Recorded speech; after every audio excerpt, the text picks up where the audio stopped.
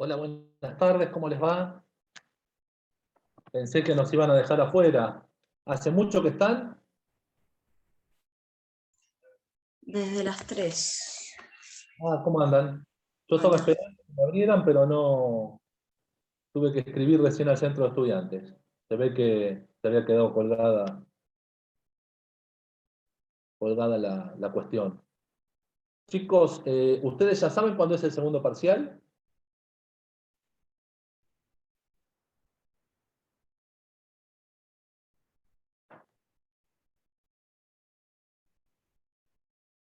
¿23 de noviembre? Bien. O sea que de acá al 23 de noviembre tenemos, a ver cuántos martes, cuántos jueves, perdón, porque hoy estoy yo porque el jueves viajo, pero a ver, ¿dónde tengo el calendario? Esta semana. La siguiente es 26, 28, 2, Creo que 4, doctor. 4. Ah, bueno, 4. llegamos perfecto. Llegamos perfecto. Estábamos con función pública, funcionario público. Eh, no sé si alguno no vino a la clase la vez pasada, así que si tenemos cuatro con hoy, No, me parece que con la de hoy 5, ya me fijo. a ver,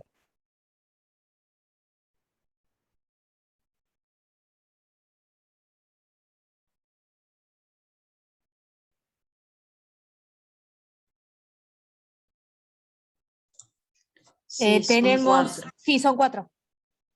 4 Con con hoy esta 5. No. nos queda. Después Bien. vamos a ver, funcionario público que vamos a terminar hoy.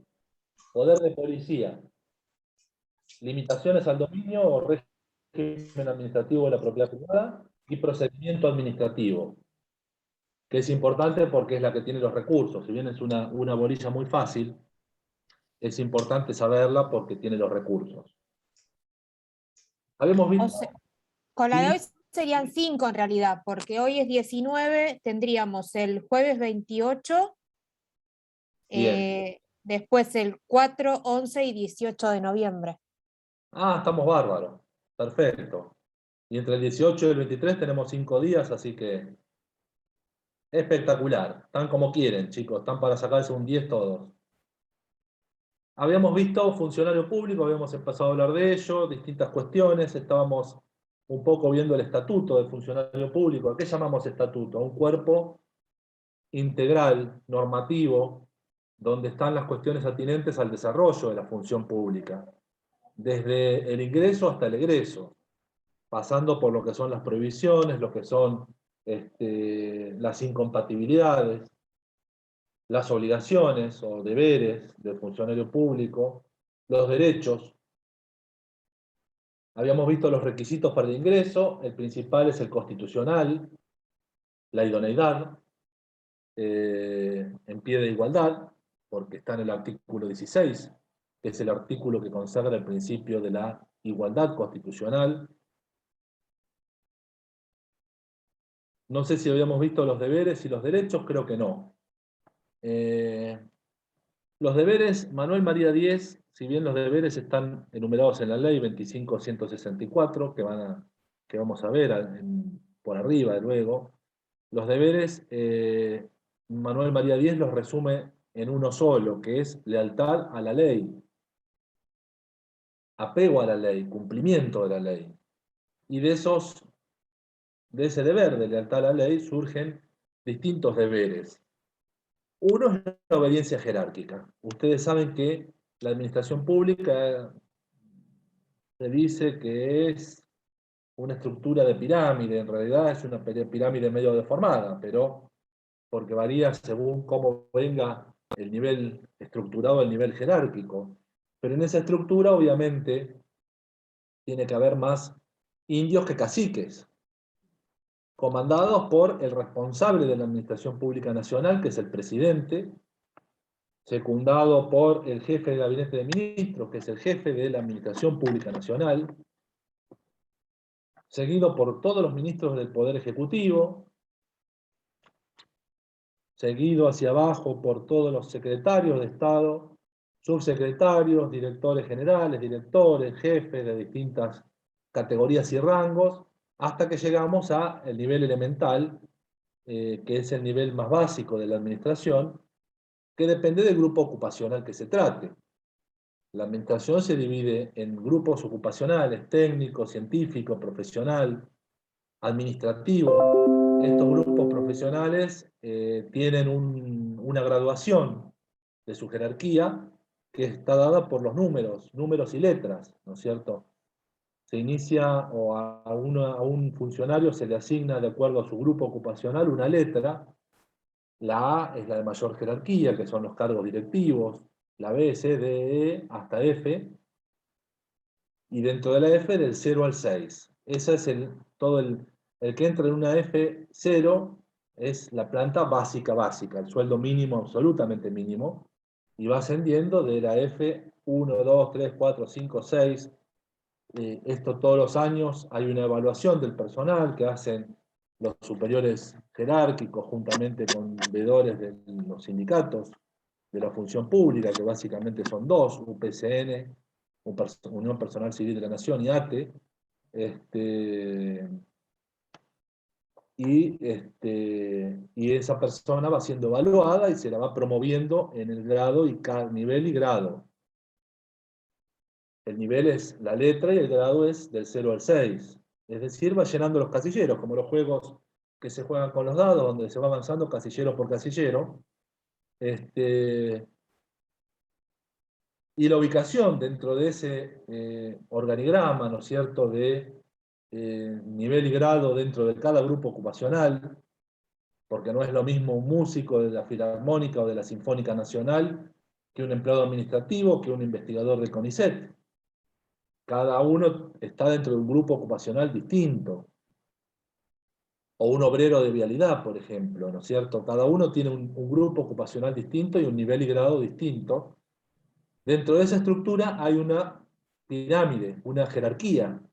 Está el jefe o el funcionario responsable de cada repartición, y de ahí se va bajando. Se supone que se dice que es pirámide porque debería respetar la forma de la pirámide, es decir, cada un secretario, dos subsecretarios, cada subsecretario directores, cada director empleados, o jefe de departamento, cada jefe de departamento empleados, en la medida que la base esté dada por empleados de poca jerarquía y poco cargo.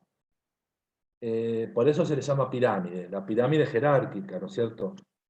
Y dentro de esto está lo que se llama la obediencia jerárquica, donde aparece con mayor claridad y con mayor nitidez la jerarquía dentro de las estructuras que son absolutamente verticales. Y no es la función pública civil la que establece la jerarquía clásica y netamente vertical, sino que es la función pública militar. Nosotros ahora estamos estudiando la función pública civil, es decir, aquella que no es militar.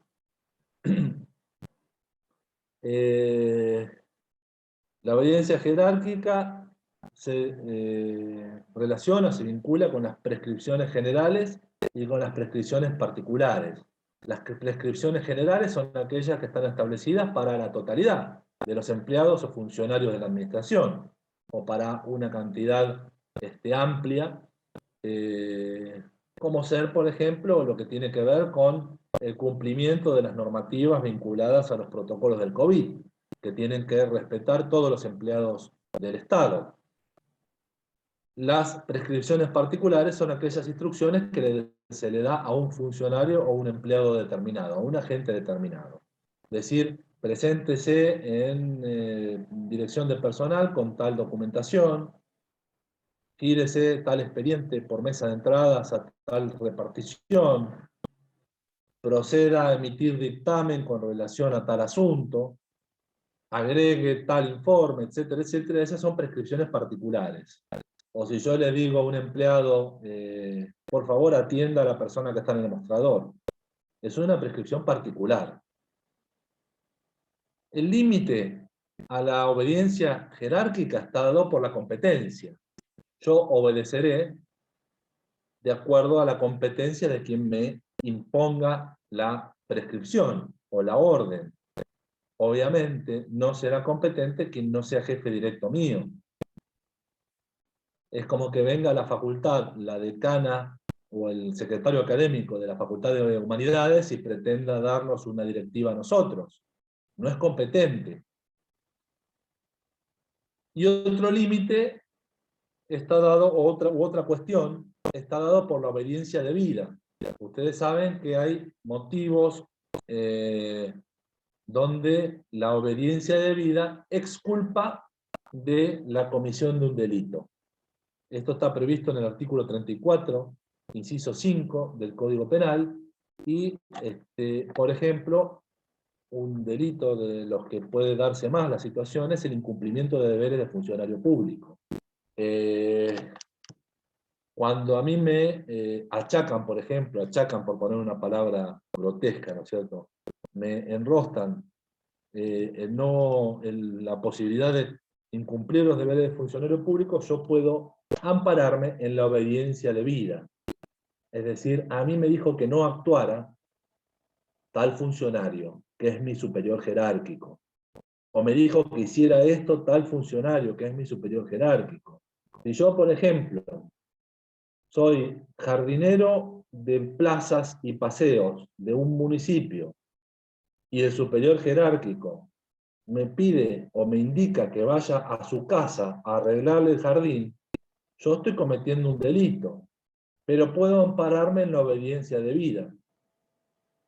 ¿Por qué? Porque hay un delito ahí claramente, hay muchísimos antecedentes, por ejemplo, de casos muy similares a este. ¿No es cierto? Ir a hacer un trabajo a una institución en la cual mi jefe es el presidente de esa institución. Esto que parecería un fin loable, decir, bueno, voy al centro de residentes de La Dulce a arreglar un baño, un empleado municipal, por ejemplo, que parece un fin loable, es sin embargo un delito.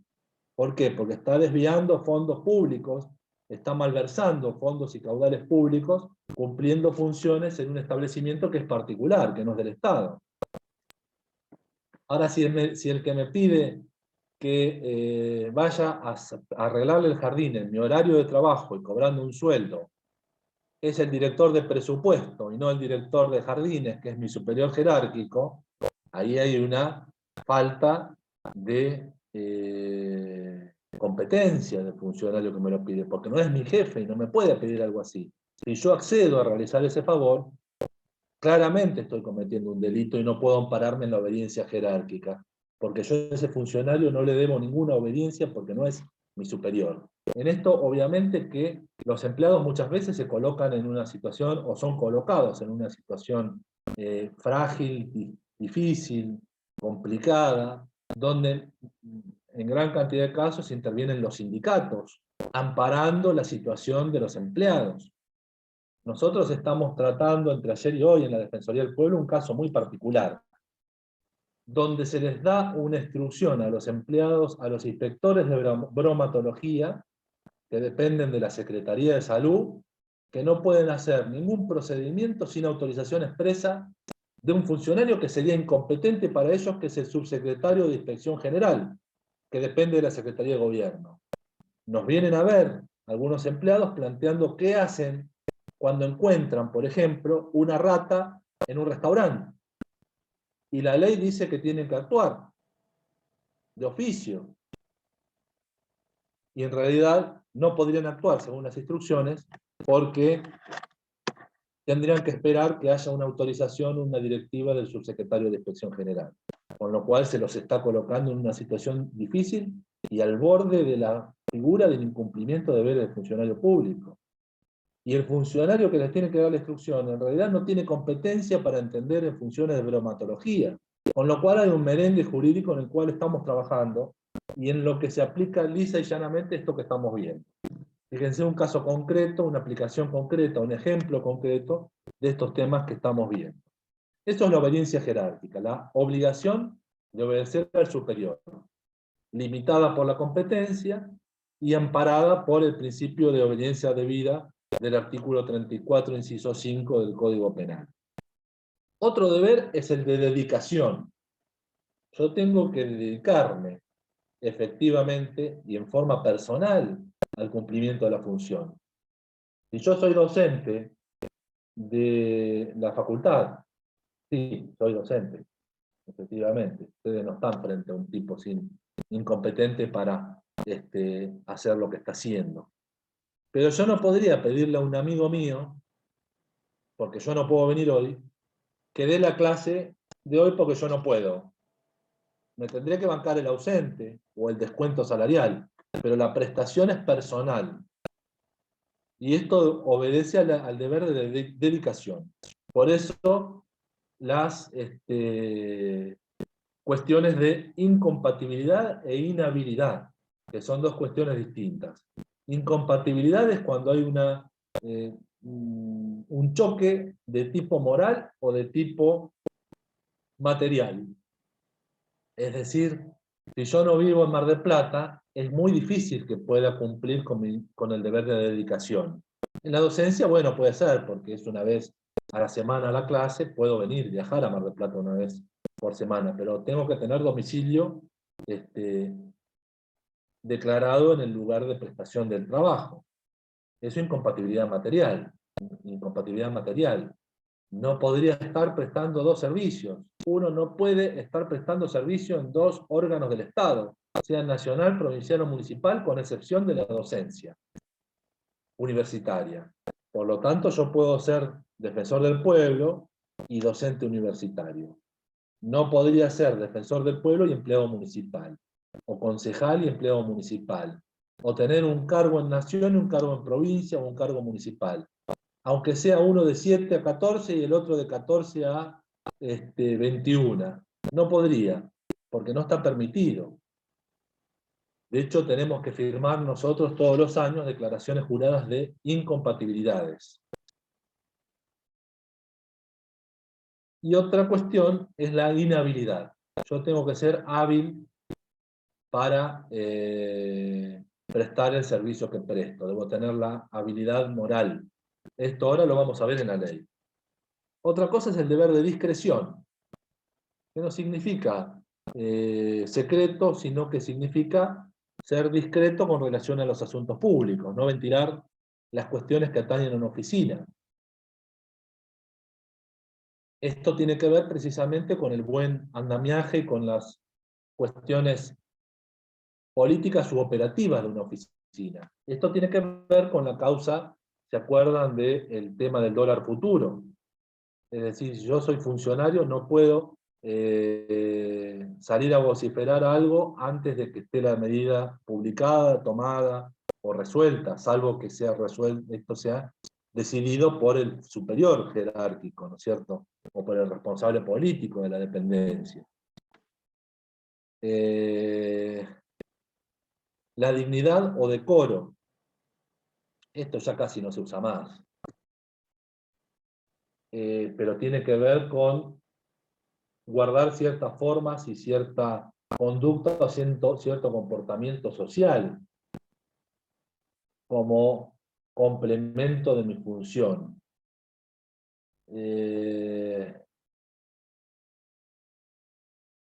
No sé, hubo casos, por ejemplo, no empleados, ¿no? Pero pónganle un caso de una agente mujer, natural o persona trans que preste un servicio en una dependencia del Estado y ejerza la prostitución y haga publicidad o promoción de su prostitución o lo que fuere. No hay decoro o discreción en este caso, o dignidad o decoro. Ha pasado, por ejemplo, de estudiantes de la Facultad de Derecho que han trabajado ejercido prostitución o de escoro, de taxiboy o lo que fuere. Hubo casos, pero en este caso no es empleado público, sino que es un estudiante de la facultad. Distinto sería si se tratara de un empleado público. Deber de residencia, ya hablamos recién. Deber de fianza, en el caso de que una persona maneje caudales públicos, sea cajero, por ejemplo, de una repartición, cajero de ARM, cajero del Banco Provincia, lo que fuere, tiene que tener fianza. es decir, capacidad material o monetaria de responder por ese trabajo. El incumplimiento de cualquiera de estos deberes da lugar a una consecuencia jurídica, que es una sanción, a través de lo que se llama la responsabilidad del funcionario público. Esa responsabilidad puede ser interna o puede ser externa, y da movilidad o movimiento a lo que se llama el régimen disciplinario de la función pública. Esto es decir, a una conducta determinada, una consecuencia. Cuando hablamos de responsabilidad interna, hablamos de una responsabilidad administrativa. Un recurso, un sumario administrativo que puede dar lugar, si no hay deslinde de responsabilidades, a una sanción de tipo administrativa. O responsabilidad externa en el caso de una responsabilidad penal. En el caso, como decíamos, del tipo que en hora de trabajo le va a hacer el jardín a otro funcionario.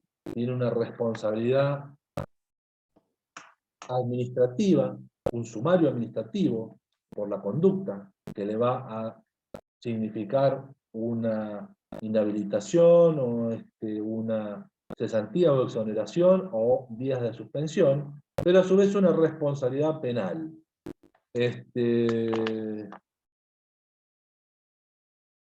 Si alguien hiciera un pago indebido, vimos pago indebido cuando vimos obligaciones administrativas, si hiciera un pago que no está acreditado o que no está comprendido en el presupuesto, que no tiene una partida presupuestaria, va a incurrir en una malversación de caudales públicos.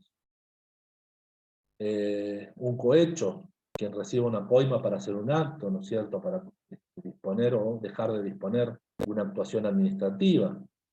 Esto va a significar una exoneración, ser echado de la administración, y un delito, una causa penal. Si el tipo es echado, como puede pasar muchas veces, porque no fue al lugar de trabajo, porque no se presentó, por inasistencias reiteradas, la responsabilidad es solamente interna. No hay delito, no es delito no ir a trabajar. Es una falta administrativa, una falta al régimen disciplinario. Entonces ahí lo que hay es una decisión o una sanción solamente administrativa, no penal. Después vamos a ver las responsabilidades. ¿Hasta acá vamos bien? ¿Sí? ¿Francisco? ¿Sí? Bien. Bueno, bien. Vamos a los derechos. Los derechos son simples, son fáciles. Manuel María Díez los divide en dos: los exclusivamente económicos y los no exclusivamente económicos. Los exclusivamente económicos, el más claro, por supuesto, que es el sueldo. Perdón, es el sueldo y las demás remuneraciones. Y en el caso de la pasividad, la jubilación.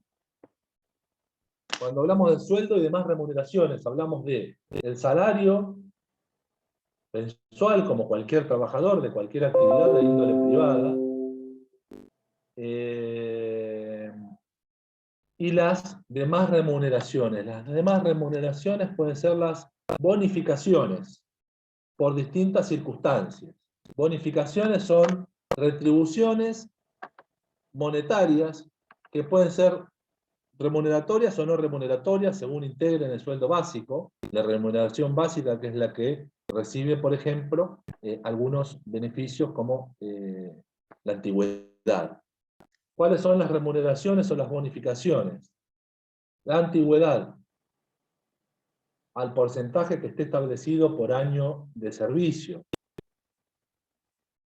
El presentismo, el uso de vehículo, actividad crítica, zona rural, distintas bonificaciones donde ejercicio profesional, título secundario, distintas bonificaciones con las que se estimula al trabajador y se hace acrecentar su remuneración mensual.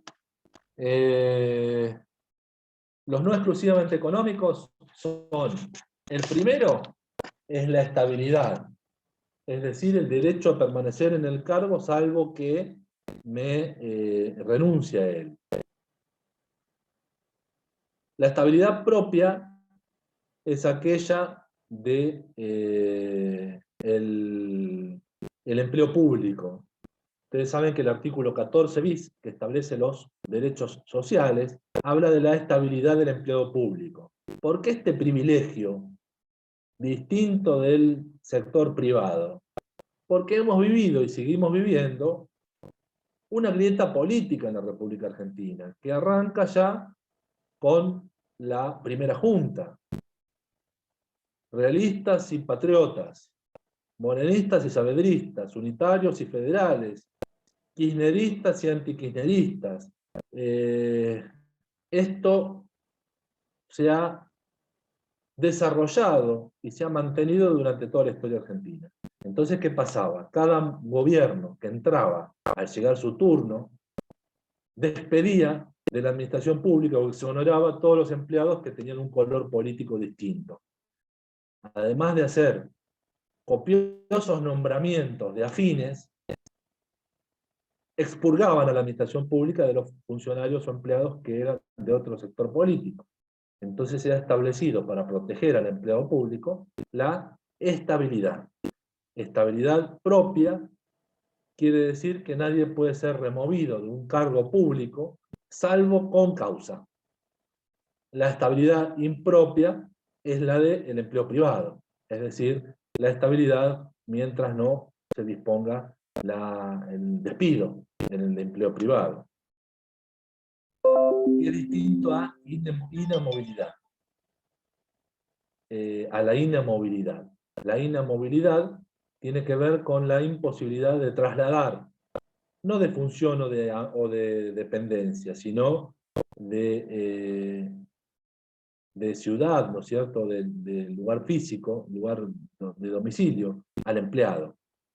Salvo aquellos cargos que tengan dentro de sus convenciones colectivas de trabajo la condición de la movilidad. Un empleado de casino, por ejemplo. El empleado de casino sabe que lo van a trasladar del Tigre a San Fernando a Tandil, de Tandil a Mar del Plata, etcétera, etcétera, etcétera. Pero esto obedece a la propia modalidad de su trabajo. Un funcionario diplomático sabe que sí o sí lo van a trasladar. No hay un funcionario diplomático donde le digan, te vas como embajador a París, y el tipo no se quiera ir, más allá de que la verdad que sería muy difícil resistirse irse a París o a Roma como embajador. Son modalidades laborales que llevan implícito el traslado. Pero normalmente, si yo trabajo en el SENASA de Mar del Plata o en el INIDEP de Mar del Plata, no me van a poder trasladar al SENASA Balcarce, porque mi domicilio está en Mar del Plata. ¿Qué más? Esta estabilidad en el cargo va a estar limitada por los regímenes de prescindibilidad que puede aprobar el Congreso. Cuando se declara la emergencia administrativa, hay posibilidad de que la estabilidad sea relativa. Otro límite son los regímenes de prescindibilidad y las leyes de emergencia administrativa, que permiten la movilidad del empleado, permiten la cesantía del empleado, o la desvinculación del empleado por una ley del Congreso, pero esto tiene que ser mediante una emergencia administrativa y por un plazo determinado.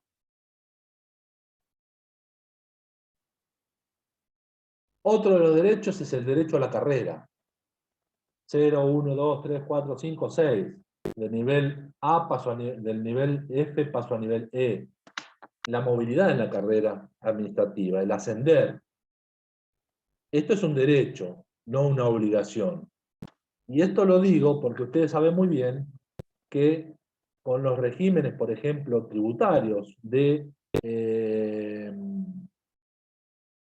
el impuesto a las ganancias, hubo muchos casos en donde ascender de categoría iba a significar cobrar menos. Y ustedes me dirán, ¿y cómo puede ser eso? Claro, porque por ahí un sueldo no tributa ganancias, y el ascenso significa un sueldo mayor, pero pasible de pagar ganancias, y las ganancias significan un descuento que va a terminar con un sueldo neto de bolsillo menor que el anterior que percibía la gente. Entonces, obviamente, la movilidad es opcional en tanto signifique un derecho de la gente y no una obligación. Esto es como la designación. Nadie es designado contra su voluntad. Yo no puedo designar a Candela abogada de la municipalidad cuando se reciba si ella no quiere serlo. O si Candela llega a ser abogada y algún día tiene la posibilidad de ser directora de asuntos jurídicos y ella no quiere serlo, ser director de asuntos jurídicos o ser director o tener mayor función significa no solo más sueldo, sino más responsabilidad. Y no todos los agentes están dispuestos a tener una responsabilidad. ¿Me entienden? Otro derecho previsto también en el artículo 14 bis es el derecho de huelga. Es decir, derecho de huelga que está limitado en el caso de los servicios esenciales. Otro es el derecho de licencia. ¿Licencia qué es? Son las vacaciones, pero son asimismo todas las otras licencias a las cuales tiene derecho el agente público. ¿Y estas dónde están previstas? Bueno, en los distintos decretos que establecen los regímenes de la función pública, o en las convenciones colectivas de trabajo. Ahora vamos a ver la ley 25.164. Licencia que puede ser por rendir examen, por salud, por familiar enfermo, por duelo, por paternidad o maternidad, por eventos deportivos, por asistencia a jornadas o a capacitación. Son todos los días donde está justificada la inasistencia sin, por supuesto, descuento de sueldo. Incluso hay una licencia que se llama por motivos personales, que son 3 días en las municipalidades y 6 días en Nación, que no hay que rendir, que no hay que tener ningún justificativo. Ustedes fueron a un evento, a una fiesta, o se juntaron con amigos y terminaron ebrios a las 4 de la mañana, y el otro día no se pueden levantar, llaman por teléfono y avisan, sí tienen que avisar, porque si no les va a ir el parte con una inasistencia, pero desde la cama, sin levantarse, con dolor de cabeza por la resaca, llaman y dicen, hoy me voy a tomar un 15 o un 14F en Nación, un artículo 14F. ¿Por qué 14F? Porque está previsto en el artículo 14, inciso F, del decreto respectivo. Derecho de asociación, es decir, el derecho de asociarse o agremiarse, y el derecho de libre opinión. Esto significa que yo no puedo ser restringido en mis opiniones, en tanto no viole el derecho, el deber, ¿no es cierto?, de discreción. El deber de discreción es una cosa, y el derecho de opinión, de libre opinión, es otra. Yo puedo opinar en mi trabajo, no puedo ser constreñido en opinar por motivos, sobre todo políticos. Yo conozco muchas veces jefes que se meten en el Facebook de sus empleados y les hacen retirar posteos, porque tienen o conllevan una opinión política, o una opinión sobre los temas que esté trabajando. Y esto no puede ser, y acá tiene que estar el sindicato protegiendo a ese trabajador. Otro derecho es la renuncia. Si yo renuncio, me tienen que aceptar la renuncia. Es un derecho también que hace a la función pública. El régimen disciplinario. Frente a un incumplimiento de un deber administrativo, funcional, hay una consecuencia, y es una sanción. Esa conducta que contraviene un deber administrativo, un deber funcional, se llama falta disciplinaria. Yo discuto con uno de ustedes y emito un exabrupto. Les digo una mala palabra a cualquiera de ustedes. Tengo que tener una sanción. Ustedes van a denunciarme a la facultad al consejo académico ante quien fuere, y el consejo va a disponer o decidir una sanción.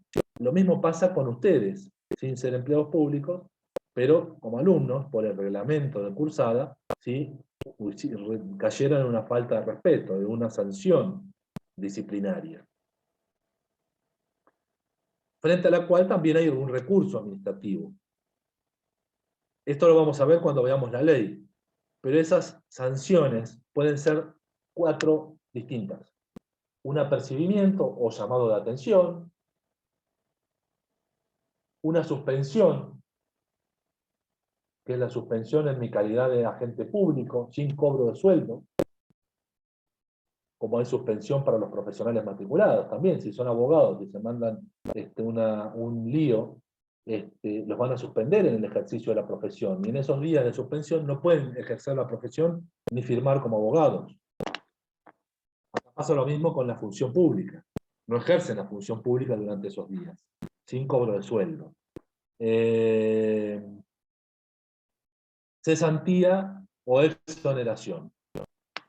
Cesantía o exoneración significa, lisa y llanamente, la desvinculación de la función pública, con la diferencia de que una es más grave que la otra. La exoneración es más grave que la cesantía. Con una no puedo reingresar a la administración hasta 2 años después. Y con la exoneración no puedo reingresar a la administración hasta 3 años después. Antes la exoneración significaba que nunca más podía ingresar a la administración. Se supone que si yo cometo una falta grave, no debería volver a entrar. Si soy coimero, y por eso me echan y me juzgan, se supone que pasados 3 años no podría volver a ingresar a la administración pública. Pero bueno, el régimen es demasiado benévolo y así lo permite. ¿Cómo se aplican estas sanciones? Si son amonestaciones o apercibimientos, los llamados de atención, o son suspensiones de hasta 5 días, las dispone el superior jerárquico, a través de un acto administrativo motivado, fundado, como todo acto administrativo.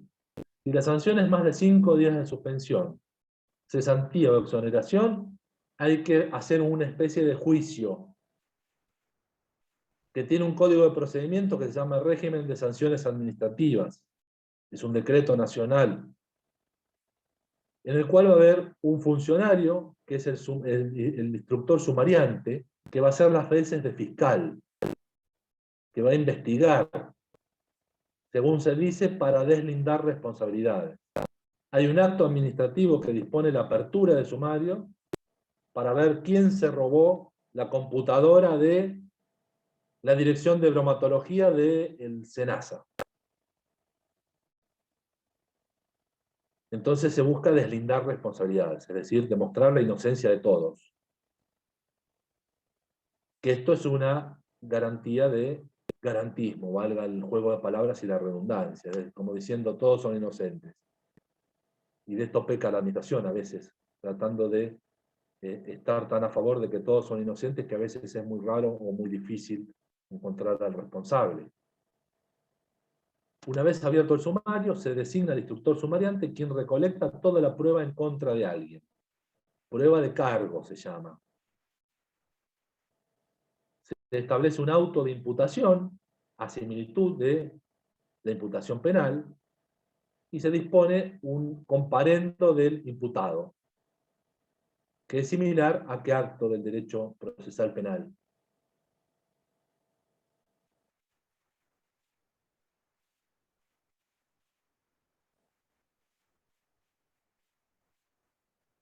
¿Vieron ya procesal penal? Es similar a la indagatoria. Con toda la prueba de cargo se cita al imputado para que declare. Y ahí va a ofrecer la prueba de descargo. ¿De qué se vale? Para decir que él no tiene nada que ver con el hecho atribuido, con el hecho que se le imputa. Después se producen los alegatos para que las partes hagan valer la prueba, opinen sobre la prueba, y después hay una acusación por parte del instructor sumariante y una recomendación de una sanción.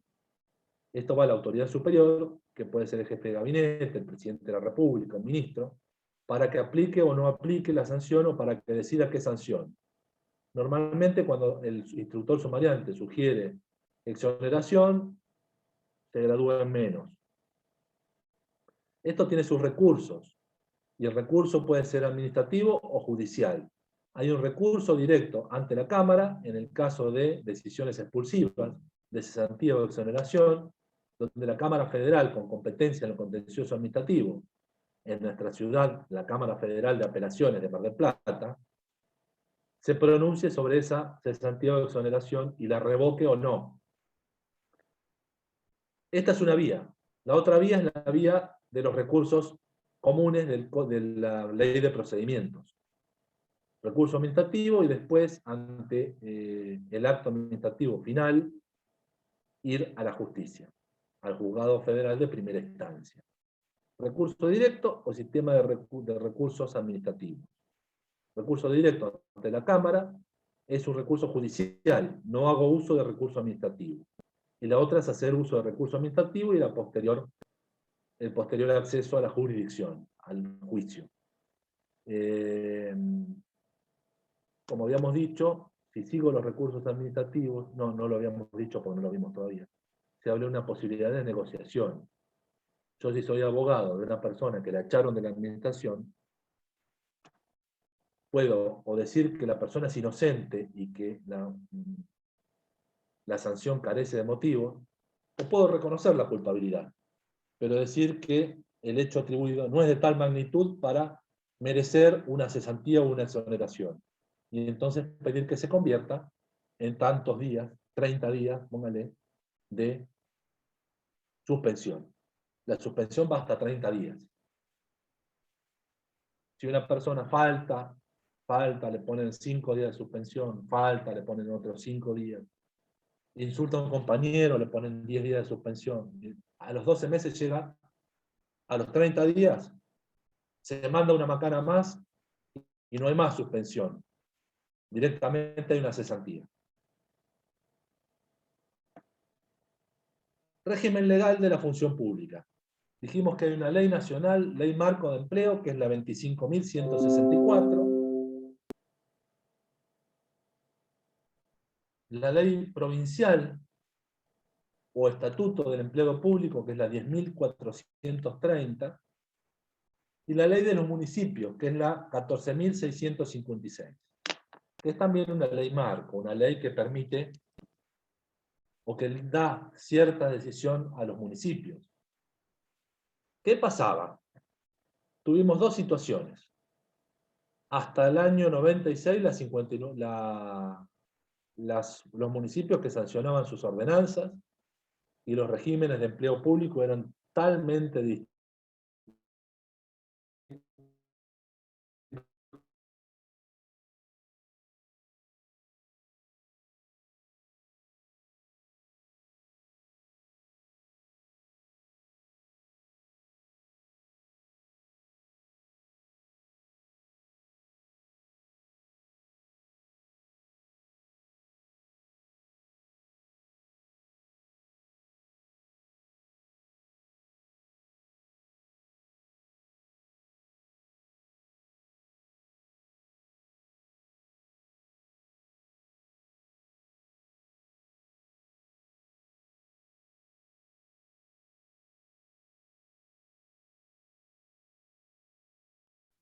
¿Alguien más se le tildó? A todos. Ah.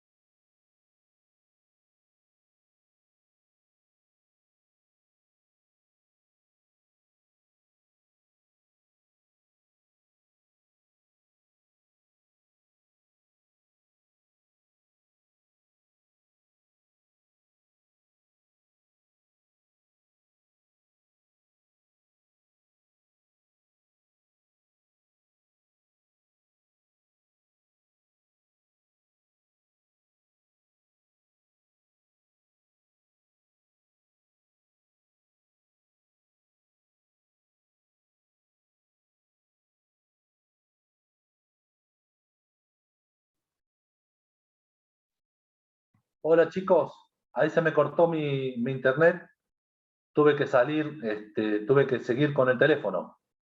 Espero que sigan todos. ¿Siguen todos? Sí, están casi todos. Sí, habíamos apagado las cámaras nada más. Uno que otro creo que huyó. No, pero es la tecnología.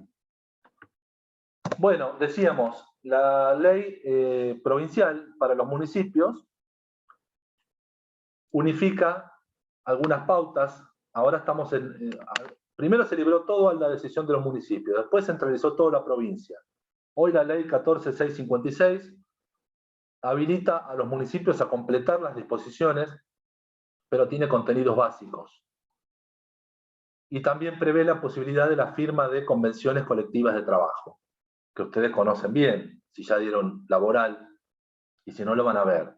Por lo tanto, hay una diversidad muy amplia de regímenes, incluso a nivel nacional, provincial y municipal, hay regímenes distintos. La municipalidad, los empleados municipales, tenemos un régimen que es el de la ley 14656, pero por ejemplo los trabajadores de obras sanitarias, que es una empresa municipal, tienen otro régimen, un convenio colectivo de trabajo. Incluso hay un proceso de negociación colectiva que está regido por la ley 24.185, y hay incluso regulación por parte del derecho privado, contratos de la ley de contrato de trabajo y a su vez el régimen de pasantías. Por lo tanto, hay numerosos regímenes que hacen que las personas que estén en una función muy similar tengan un régimen jurídico distinto y por lo tanto una remuneración distinta, y esto es un poco injusto. El decreto 2345 del 2008 es el que establece los contratos de personal. Dice que hasta el 15% de los cargos de planta de cada jurisdicción pueden ser cubiertas con contratos. Y se refiere a los servicios profesionales autónomos a título personal, excluyéndose las actividades administrativas o de servicios generales. Esto es un régimen, el régimen de contrataciones de personal, donde, como habíamos visto la otra vez, hay una teoría que es la teoría estatutaria y la teoría contractualista. Bueno, esto es teoría contractualista pura, es decir, la relación del empleado con la administración surge de un contrato. Y después hay estatutos especiales, particulares, como el personal militar, como el personal de la diplomacia, como el Servicio Exterior de la Nación, o en la provincia de Buenos Aires como los docentes, la ley 14.473. En cuanto a la negociación colectiva, nuestra ley nacional y nuestra ley de municipios son leyes marco, que pueden ser completadas con negociaciones colectivas. La negociación colectiva se inicia por pedido de las partes. Es decir, se notifica al Ministerio de Trabajo de que las partes piden una negociación colectiva y este inicia el procedimiento de conciliación.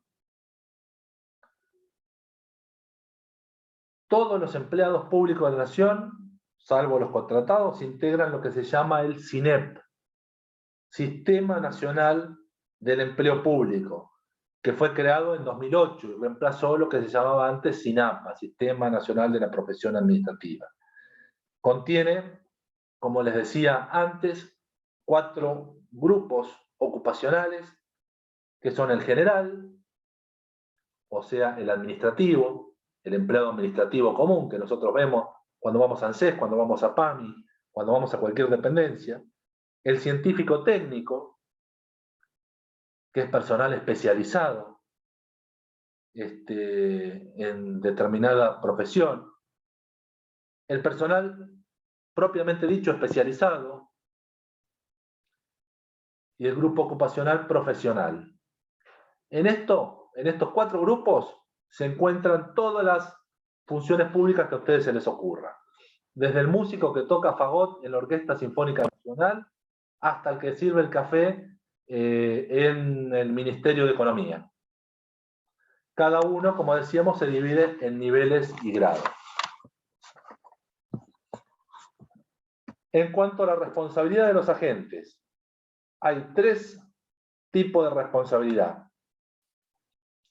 La responsabilidad penal, donde el agente es responsable por sí mismo y personalmente respecto de terceros y ante el propio Estado. ¿Por qué? Porque el Estado no es responsable en términos penales. No puedo yo meter preso al Estado por ser coimero. Tengo que meter al funcionario coimero. Por eso la responsabilidad penal, el sujeto activo es el agente. O en ciertos casos cualquier sujeto con el agravante de si es agente público. Porque ustedes saben, por ejemplo, que el delito de cohecho es cometido por un sujeto activo y un sujeto pasivo. El que ofrece el dinero y el que acepta el dinero. Obviamente que es un agravante si se trata de un empleado público. La responsabilidad administrativa, como la penal, es un caso de responsabilidad personal del agente y no del Estado. Sin embargo, solo es responsable el funcionario respecto del Estado y no de terceros, porque el objeto protegido es el interés propio del Estado. Y esto surge del régimen disciplinario.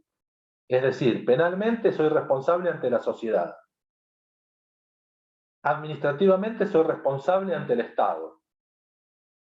El Estado no es responsable ni penalmente ni administrativamente, porque no puedo sancionar a la persona jurídica. Tengo que sancionar el empleado. Y la responsabilidad, por último, civil o patrimonial, que es el caso de daño sobre terceros. En este caso hay una responsabilidad compartida entre el Estado y el agente, porque el Estado también es responsable civilmente o patrimonialmente. El Estado debe responder y además debe iniciar acciones de repetición contra el agente. ¿Qué es lo que pasa usualmente? Que yo demando al Estado porque es, por supuesto, más patrimonialmente más posible obtener una indemnización del Estado. Si a mí me choca un patrullero, voy a demandar a la provincia de Buenos Aires, no al agente de policía que me chocó. Pero en realidad, la provincia de Buenos Aires debería iniciar acciones de repetición contra el agente que chocó. Es posible asimismo que el agente cause daño solo al Estado y no a terceros, y por lo tanto el agente debe responder. El caso de tener negligencia en el uso de una computadora, de haber dejado prendida la computadora y provocado un incendio. Acá no hay una responsabilidad ante terceros, pero hay una responsabilidad ante el propio Estado, ante el cual el agente debe responder. Las responsabilidades no son excluyentes, sino que son concurrentes. Esto significa que un agente puede ser responsable penalmente, administrativamente y patrimonialmente. ¿Quedó clarito hasta acá? Ante la posibilidad de que se nos corte nuestro servicio de Zoom, vean ustedes la ley 25.164 y vean ustedes la ley 14.656. ¿Es necesario saberla de memoria? No, ni mucho menos, ni lejos. Simplemente saber lo que dicen las dos leyes, saber cuál es el régimen del funcionario público nacional, provincial y municipal, saber lo que significa que se trata de una ley marco, es decir, de una ley que puede ser complementada por la reglamentación que haga tanto el Poder Ejecutivo Nacional como los municipios, los intendentes municipales o los consejos deliberantes, en el caso de sus ordenanzas, que es una ley marco con relación a los posibles convenios colectivos de trabajo.